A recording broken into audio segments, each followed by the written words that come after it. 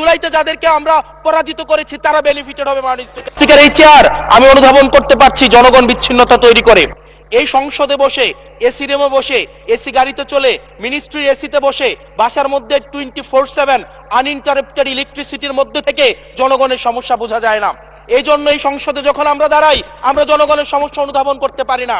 আমরা এই সংসদে বসে যদি আমরা লোডশেডিং এ আমরা খুঁজি, এই সংসদে বসে লোডশেডিং পাওয়া যাবে না, এই সংসদে বসে জনগণের সমস্যা পাওয়া যাবে না, এই সংসদে বসে সবকিছুকেই মাননীয় স্পিকার আমরা যে এই বাংলাদেশের সবচেয়ে সুবিধাভোগী মানুষের মধ্যে এই সংসদে যারা বসে আছি, বাংলাদেশের সবচেয়ে ফেসিলিটেড মানুষের মধ্যে আমরা অন্যতম। মাননীয় স্পিকার, আমাদের জনগণের কাছে যেতে হবে, জনগণের আশাগুলোকে, সময়গুলোকে, স্বপ্নগুলোকে আমরা রাজনৈতিক ভাষার মধ্য দিয়ে, কর্মসূচির মধ্যে সেগুলোকে বাস্তবায়নের জন্য আমাদের সবাইকে সমন্বিতভাবে, ঐক্যবদ্ধভাবে কাজ করার প্রয়াস আমাদেরকে থাকতে হবে।